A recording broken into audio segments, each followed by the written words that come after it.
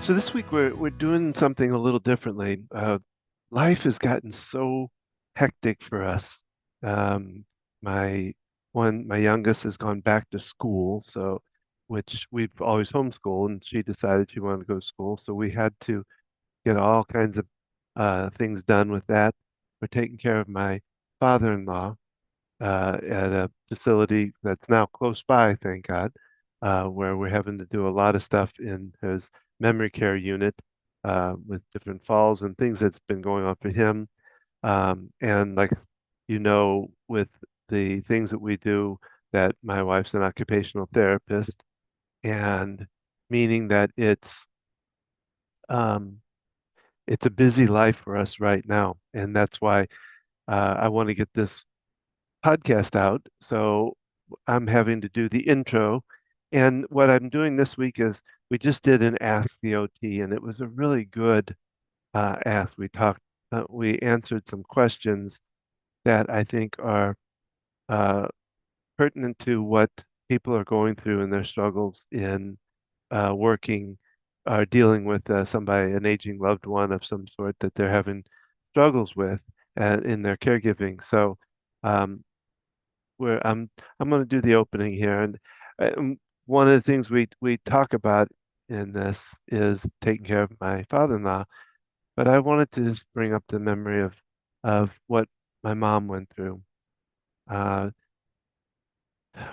we didn't know that there was a problem. This was back in around 2004, I believe, somewhere around there.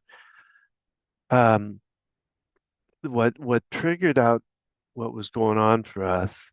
Um, One of the things was a phone call that I got from my mom. My mom and I, we got along, but we didn't get along on certain issues. Religion was one of them that we didn't get along with. She was very overbearing in her push for certain things in religion that I didn't quite agree with. So we had always agreed, we'd gotten to a point where we agreed to that would be a subject we really wouldn't discuss. And and my mom and I would usually talk maybe about once a week or once every 2 weeks, usually on a Sunday afternoon. Uh, of course, having the fact that religious is a conflict with us, maybe that Sundays wasn't the best day to have conversation with her, but that's just something that was kind of set up for us. We talk during other times of the week sometimes too, but usually you'd have a conversation on a Sunday afternoon. And again, we had come to agreement over time that we wouldn't we just wouldn't brush on that my beliefs versus her beliefs and when it came to religion. I think politics might have been the other one too, but religion was one of them. And this particular Sunday, I remember it well.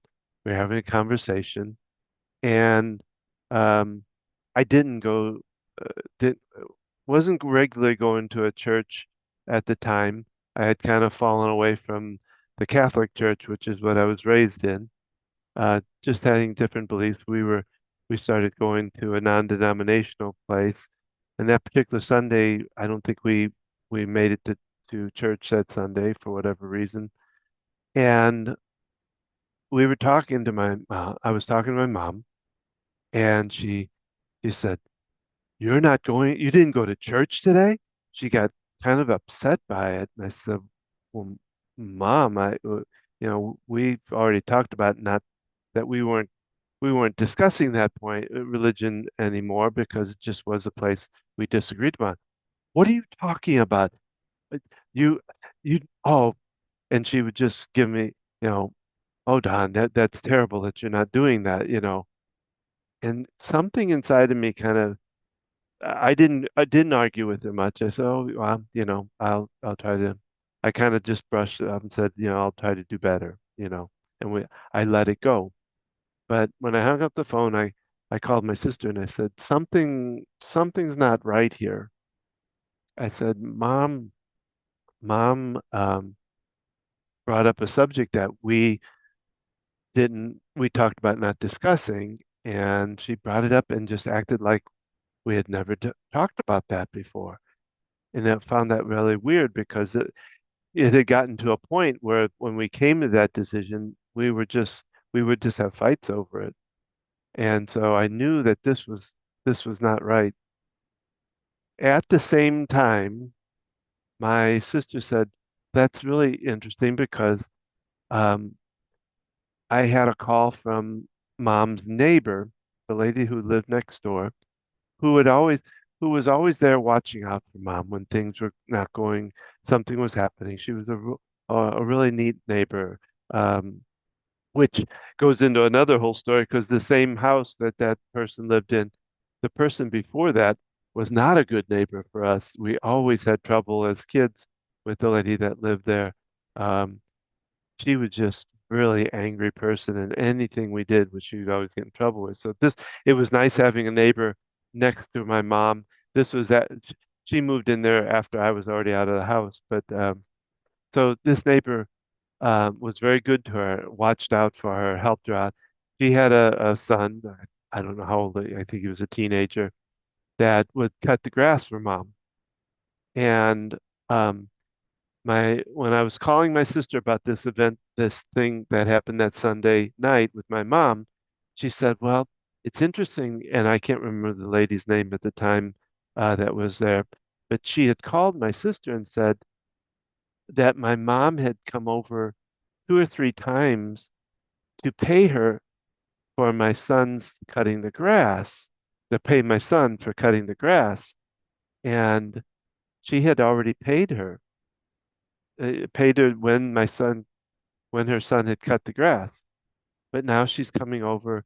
She kept coming over two and three times, um, wanting to pay again. And she found that very odd. So my sister decided to do a little kind of investigating. The next time she was over at my mom's, she happened to go, I think, go into her bedroom, and there she noticed sticky notes all over the place with notes of reminders to do this and do that. And um, it really then triggered at the beginning of getting some checkups done and finding out that my mom was dealing with some dementia, and also that she had had some we believe she had some TIAs at one point that might have helped to um, exacerbate the cognitive issues going on. And so it started a whole process for us, which led to having mom put into assisted living, and she was there for about 6 months. They had a heart attack and ended up in a nursing facility where she ended up passing away after I think this all of this came was about a 2 year period of it went kind of quickly once we found out. It was an awakening for us and to see all of these, see the notes, see how much she had declined but hadn't been telling us, and who knows, you know, whether she could have been um, over drugging herself, taking taking her pills too much or too little. We don't know. Any of that could have played into it, and it was then beginning of a decline for her. So anyway, that's that's what happened for me. And welcome. This is Focused Healthy Family, and I'm Don, and my wife Gina usually joins us in this intro. But like I say, the way our life's going right now, and in order to get this podcast out, I'm doing this alone, and this is podcast number 129, and it's going to be going to share with you the Ask the OT we did today, in which we answered some questions that we had gotten. One of them is about somebody that was really having a hard time seeing her parent go through what they were going through, and kind of wanted to avoid going back to visit them because of that. So Gina talked about that and how to answer that. And then also um, talked about how one question was about how to deal with the triggers that the parent was actually bringing up old stuff over and over and over. And it was triggering some anxiety from the past and asking how to deal with that. And again, Gina and I talked about how to handle that kind of those triggers. So I wanted to share it because I thought it was a pretty powerful ask, and I wanted to share it today in this podcast. So that's what our podcast is this week. And so now I will turn you over to the video of the Ask the OT that was done today, Wednesday, and it'll be broadcast tomorrow. So thank you for joining us, and I hope you enjoy this podcast. Welcome to another Ask the OT, and I am presently waiting for Gina. We're about ready to get her on here to talk, but welcome to another Ask the OT. Oh, and I have to silence my.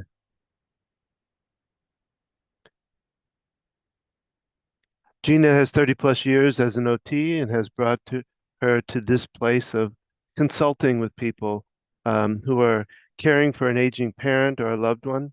In this series, Ask the OT, Gina gives a sampling of the consulting work by answering questions live. So let's get to the session. And let me let Gina in here, and we will have her join in with us.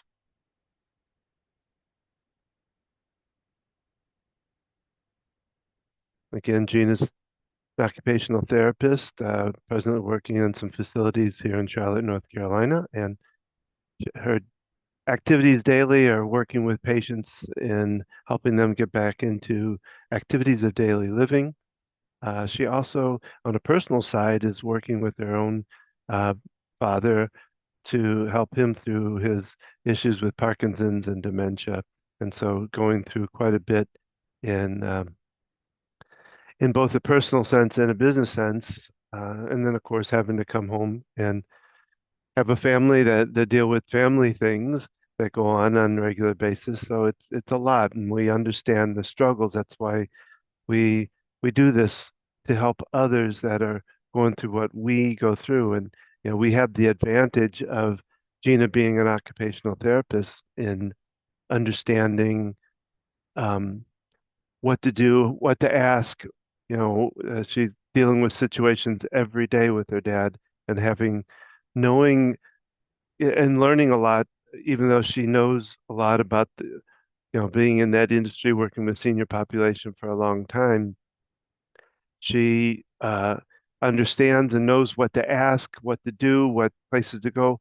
But even in the situation she's dealing with in um, this place with her father, and uh, she's learning a lot too, even more about this. And that's why we want to come to this place of helping others because we've gained so many resources, so many answers ourselves, and plus having our skills and background, um, we are able to help others.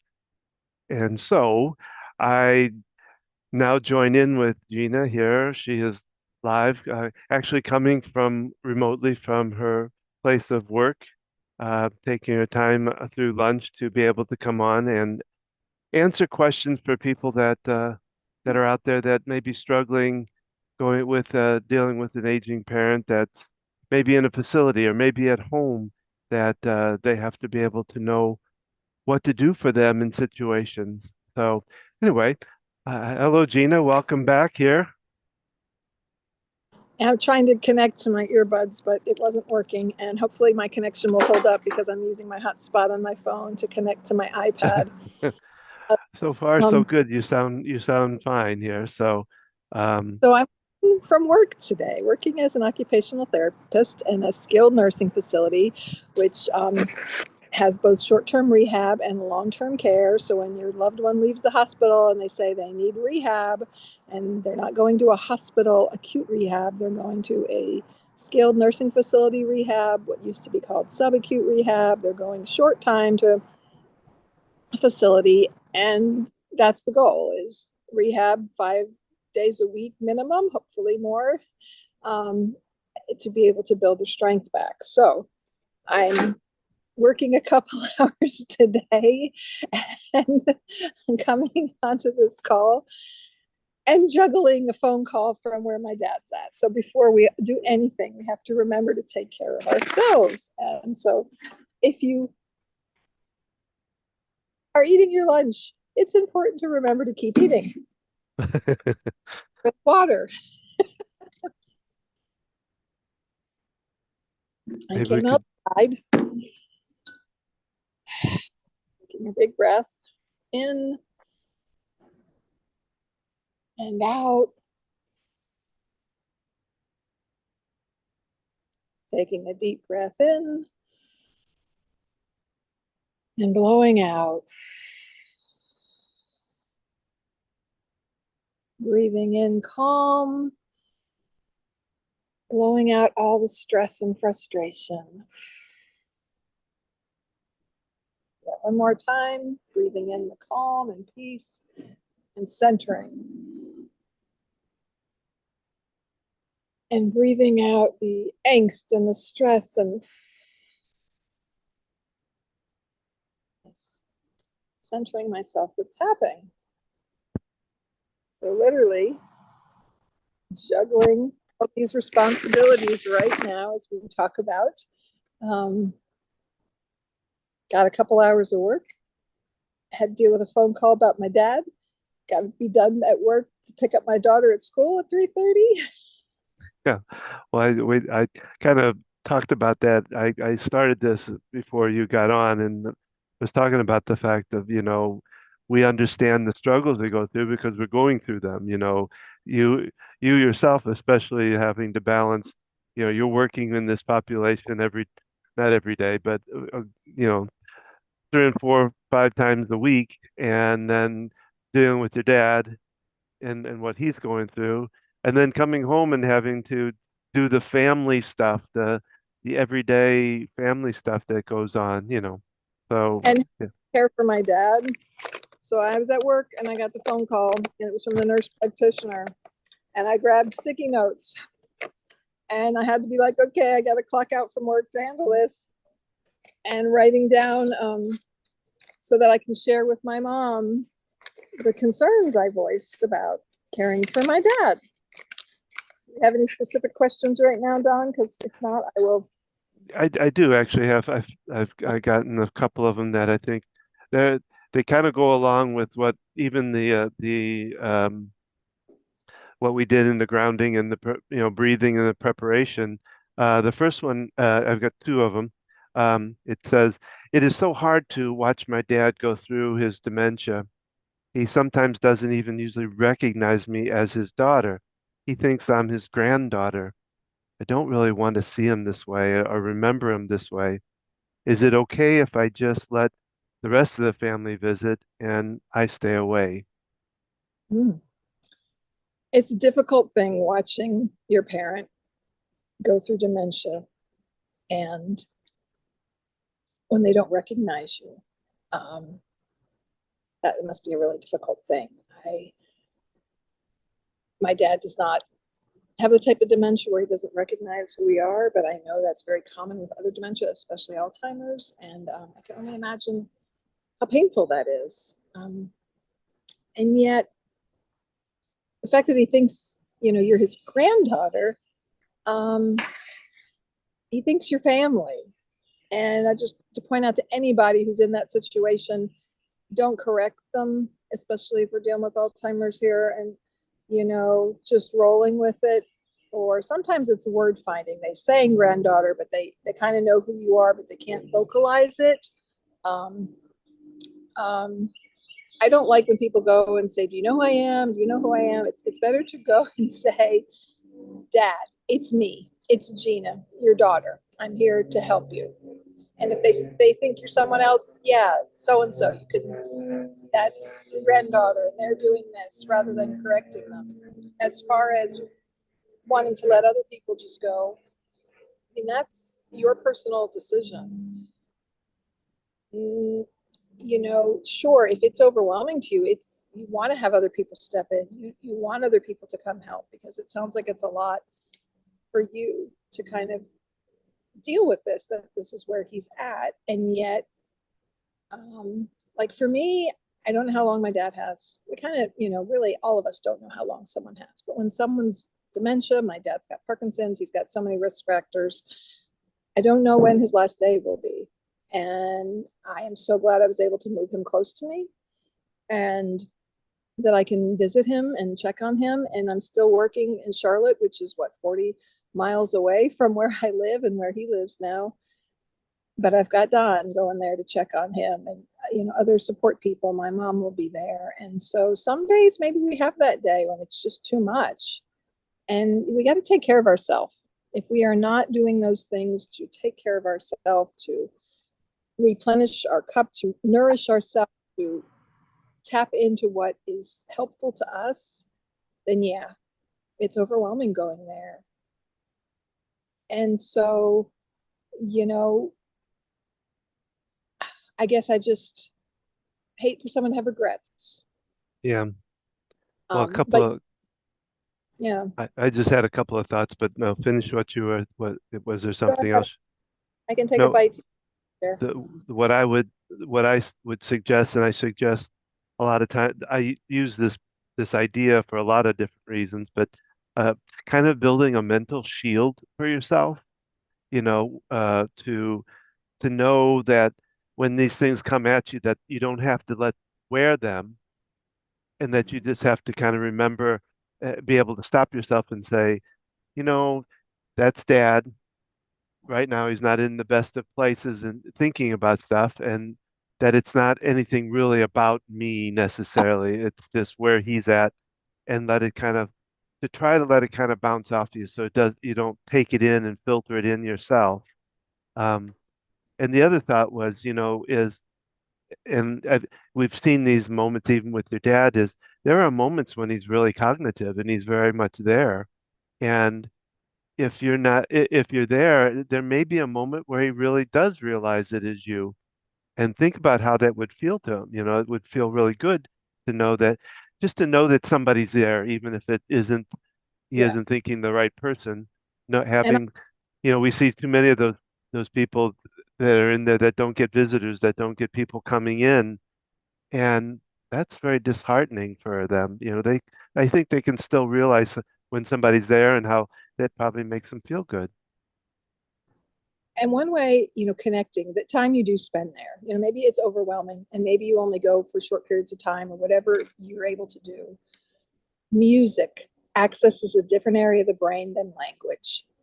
And unless someone doesn't like music, your loved one, just pulling up music from their time period when they were a young adult, when they were a teenager, there's been studies on this. When they were a teenager in the early 20s, the music that was popular at that time can kind of spark memories and if they have a favorite type of music, playing that music. My dad and I spent quite a bit of time connecting with 60s music while he was in the hospital and stuff. And just the one day I put on something, it was like six stood up and he's bopping in his chair and moving. And he has a real hard time coming up the words of what he wants to say. Sometimes he can speak that makes sense. And sometimes I know he's trying to say something else than the words that are coming out. And yet, if the music comes on, he can even sing along to the lyrics. And it can just having those little moments of something enjoyable, taking a picture album or something that they like to do, and just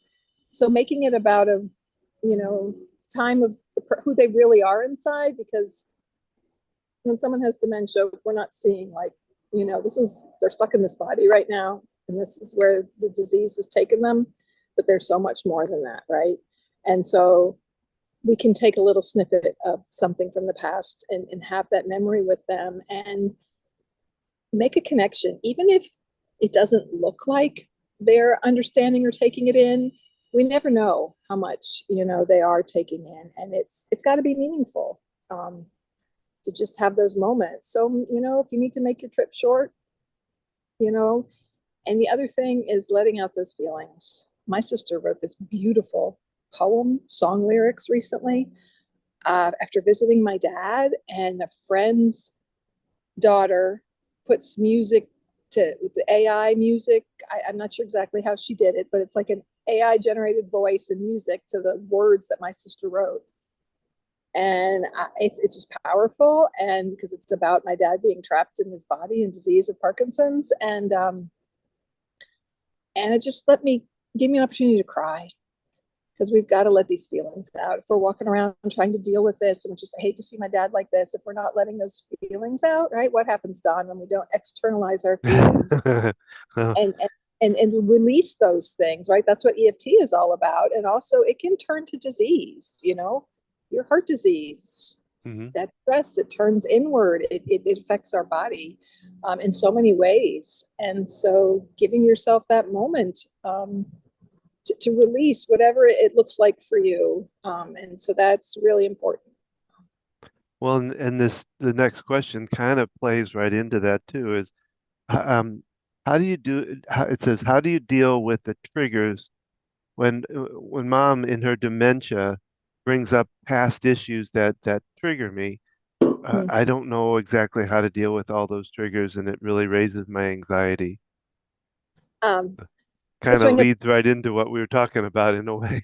and not to bring up past stuff with your family, but your mom went through this with her dementia, that she was all of a sudden didn't remember that you had left the Catholic Church and these different things. And she was like, do you remember?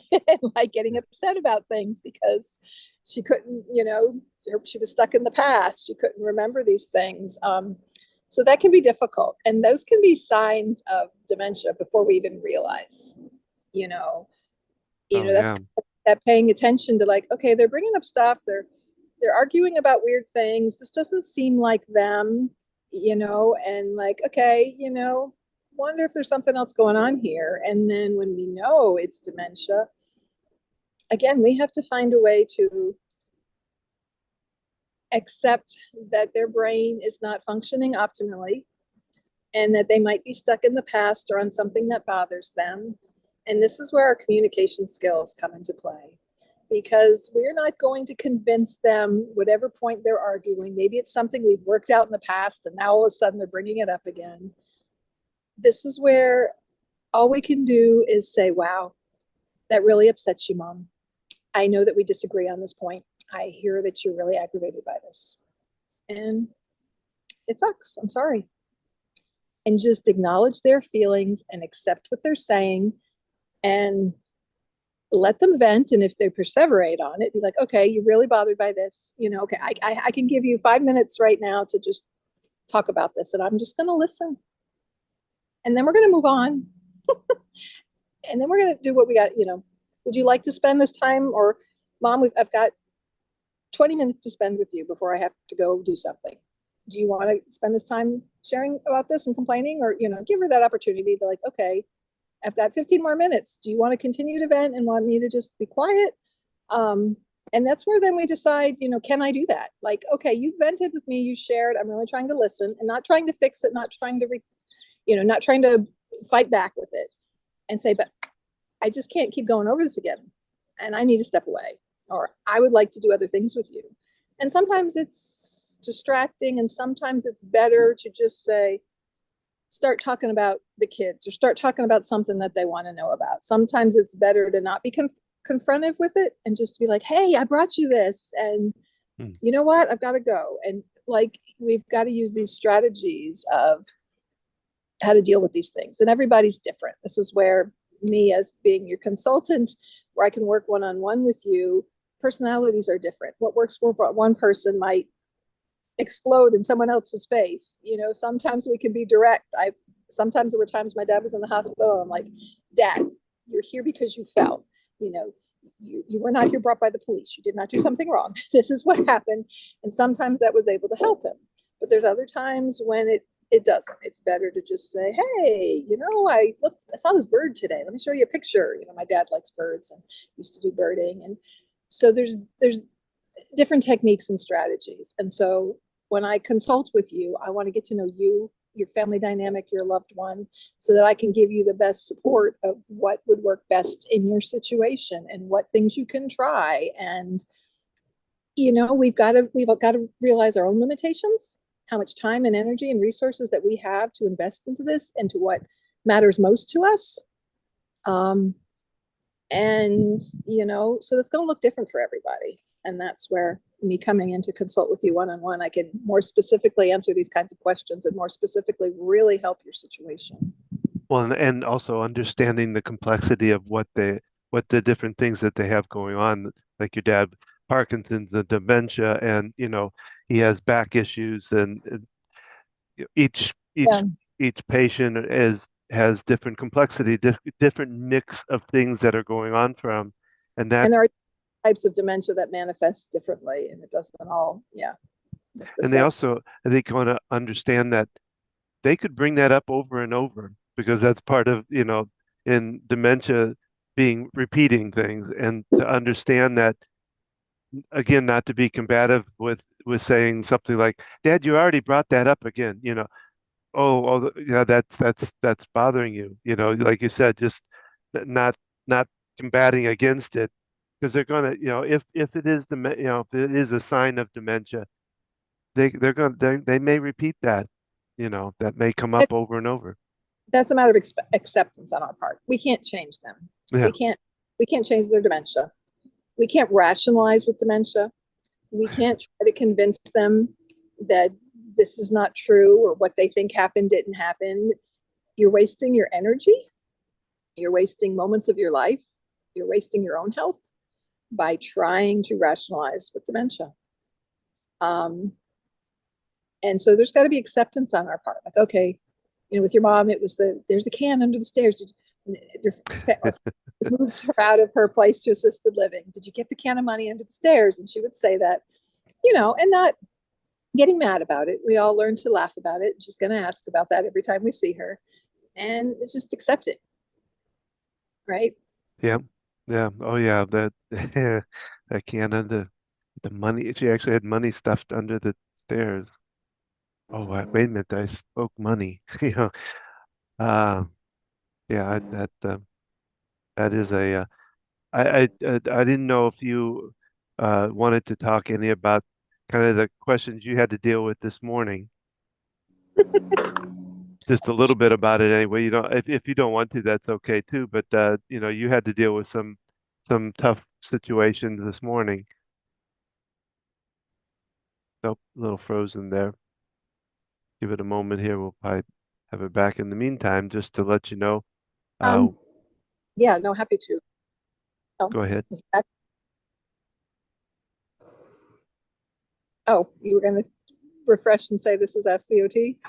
Well, I was gonna say that, and we also have our next Ask the OT is on August 19th at 7 p.m. And then we have again another one on the 28th at noon. So again, this is Ask the OT with Gina, our occupational therapist, answering questions for people that might be struggling through dealing with an aging parent or an aging loved one. And juggling the demands of life. So I came to work at my job in Charlotte for a couple hours and I got a phone call. I think I was on the toilet, so I couldn't answer. And then I went in the office. I looked at the message. I'm like, okay, this is the nurse practitioner. It took me a minute. I'm like, Megan, who is Megan? Oh, it's the nurse practitioner um, from where my dad is living in assisted living. So I was like, I got to call this person back. So I'm like, okay, clock out. I call this person back, and he's had a lot of falls. Yes, we know this. Goes on to tell me he's had a lot of falls from getting out of bed. And we had our care plan meeting, and what we feel is that he needs a hospital bed because it would be lower to the ground, and he needs a scoop mattress. So it kind of puts you in the center, and so that he won't get up from the bed and fall. And she said, he's not using his call button to call for help. And I'm like, he doesn't have a call button. Um, so I had to process this recommendation she was giving me. And at the same time, bring up the fact that I know as a therapist, a scoop mattress is not going to prevent him from getting out of bed. If he was a lot weaker, if there were different circumstances, maybe, but he is on a Tempur-Pedic mattress, an adjustable bed, and it is already low to the ground because he's a short man. He needs that for pressure relief. He's at high risk of skin breakdown. Um, Putting him in a hospital bed is going to be an awful mattress. and he's not going to stop trying to get up from bed to go to the bathroom, because if you wake up in the middle of the night and you have to go to the bathroom, what are you going to do? You're going to get up and go to the bathroom. Yes, the call button. She's going to look into that because she thought there was a call button that he could utilize to call for help. And she's like, will he use it? I said, well, he has been in situations where he has. When he was at home with mom, she gave him a little bell to press, or he would call out help when he needed help. If he was feeling good, he would just get up. Um, and I said, but he doesn't have one unless it was on him when you went on. She told me he was wearing one. Not that I So there, saw. so I was able to say, okay, she's like, okay, we'll look into that, right? And then, I disagreed with her on the mattress. I said he needs this plate. They say some places are restraint free, and that means there's no bed rails allowed on the bed because somewhere someone got caught in a bed rail. So the bed rails most places use now are not even half, they're like quarter bed rails, so that you have something to support yourself on, something to help you. When I work in nursing homes, we document that they need it to help with their mobility, and it actually can help prevent people falling out of bed when you've got something to hold on to, um, as long as it's not something they can get entrapped in. But these regulations are like, no, we don't want those rails. And she kind of came down the bottom line is they don't want him getting up from bed at night. And I brought up other issues that were going on. He's not always being taken to the bathroom. I found him with soil, in his brief that he'll tell them, no, I don't need your help. And he won't let them to help him. But when someone has dementia, you find a way to help them. You use creative strategies. You offer support. These are bigger fears to me about his skin breaking down. And I brought up his weight. I've been struggling to get a monitor on his weight. They tell me that they weighed him when he was at rehab and then they didn't put it in the system. We know somewhere between 2 weeks before moving to a facility, he was 157. And then he got to rehab, he was 142. Weight loss adds to weakness, it adds to falls, it adds to lack of functioning, especially someone who's already a very minimal weight to begin with. That's a big risk factor for things. And so I brought up these other concerns, and she even called me saying I don't have a lot of time. And she's, they're great staff, they're great people, and yet I need to advocate for my dad because I know from her perspective, working in this field, that the state says too many falls. These are the measures you take to reduce falls. You do this, you do this, you do this. They need to put that in place. And I know as a therapist, those things are not necessarily going to reduce the falls. She told me the falls were from getting out of bed. And I'm like, no, not all the falls were from getting up out of bed. And two, quality of life for my dad. Yes, I know he's at high risk for falling, and we want to always do things to minimize falls. But if someone is getting up to go to the bathroom, we need to have things in place. We need to have support systems, and we both agreed in an ideal world, the staff would be right there when he needed help. And in the ideal world, we'd pay for an additional person. That's what people do. They pay for a private sitter. You might be paying between $6,000 and $10,000 for someone to live in a memory care facility per month.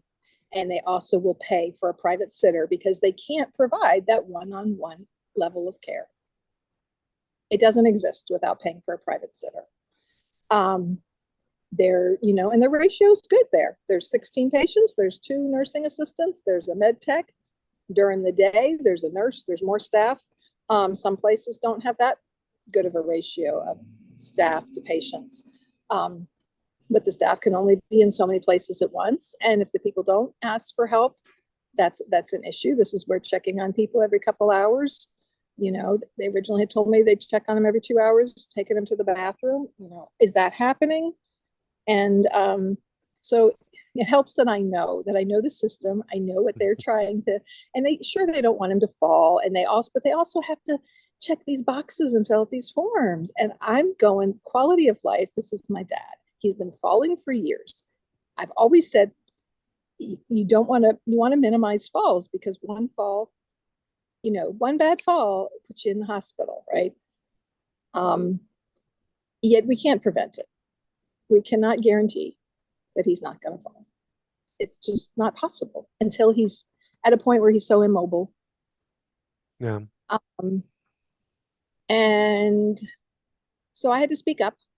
I had to advocate on behalf of my father, but also as an experienced occupational therapist who has worked extensively in the reality of this setting, in the reality of the environment. And I know she knows I know what I was talking about, and yet she's got to do her job. And I was firm, and I got a little upset because I didn't know I was getting this call about this. And I was like, wait a minute, we've got these other issues going on that I'm more concerned about.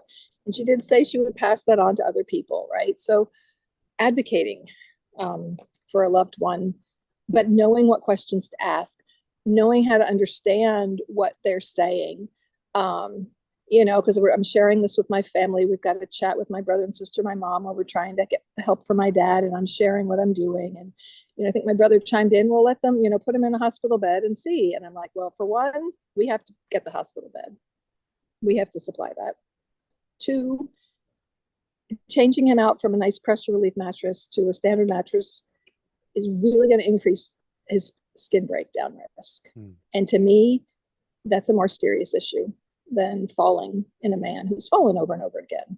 Now, the state might not agree, and their policies and procedures might not agree, but I'm sorry, this is my father, and his quality of life matters far more to me.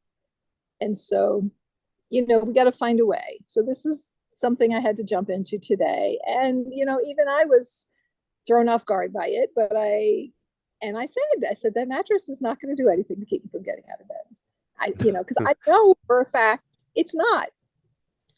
Well, he And crawls out of the recliner when it's fully open, and the legs up, So I mean, yeah, that mattress we could probably would agree not. that she's going to look into the call button, that he doesn't have that. And if there's a way that he can have that, and I can reinforce that with him, I can, you can learn new things with someone with memory impairment, although there needs to be a consistent plan in place. I just did a dementia course on this, and that you can have new learning, but there is a specific treatment strategy. There was a great speech language pathologist who gave this seminar.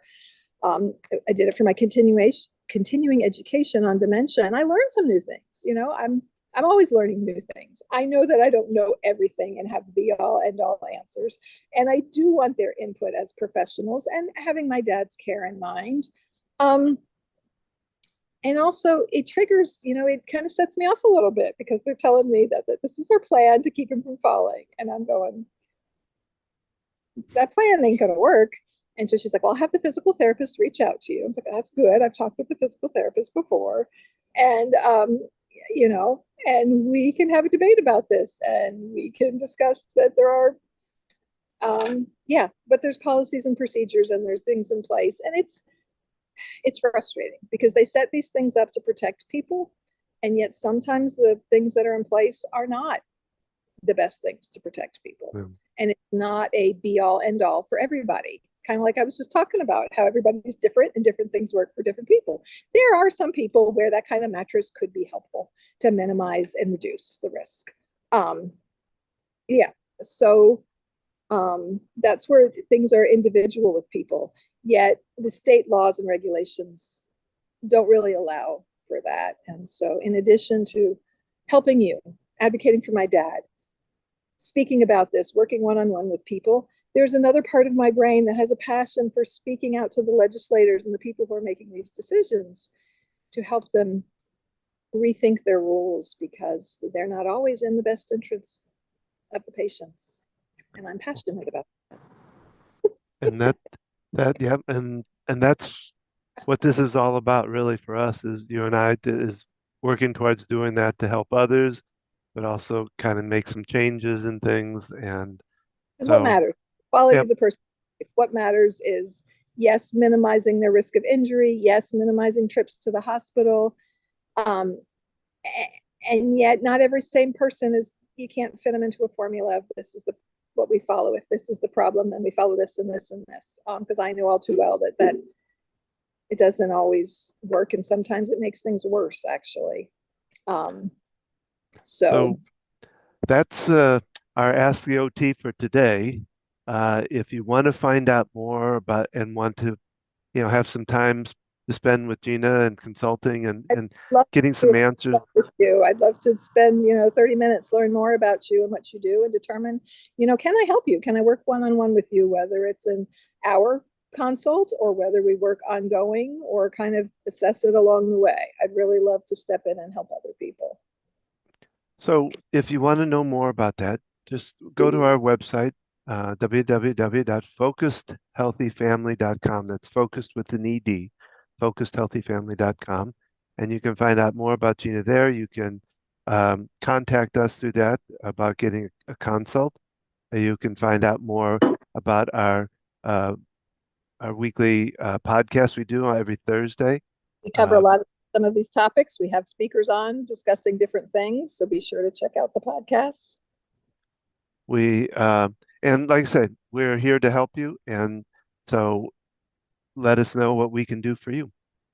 And put the message out to your friends. Don, remind us again when the next Ask the OTs are going to be. The next one is going to be on the 19th, and it's at 7 p.m. And then the 28th is another noon lunchtime. And August 28th, if you're watching this after the fact, be sure to check out our website for updates on when we're going to do Ask the OT. And you can send us questions ahead of time if you want to be live on Zoom or YouTube, however we're able to do that, Don, live. Let us know so we can get on the call, or being able to send messages to Don as we're discussing it. There's different options, or just to send it ahead of time, or so that we can help you. Yeah. And remember, in order to take care of our loved ones, we need to take care of ourselves first. And we need to really not just say that, but do things like get outside, drink water, do a little exercise, do some just simple deep breathing. All right, that sounds good.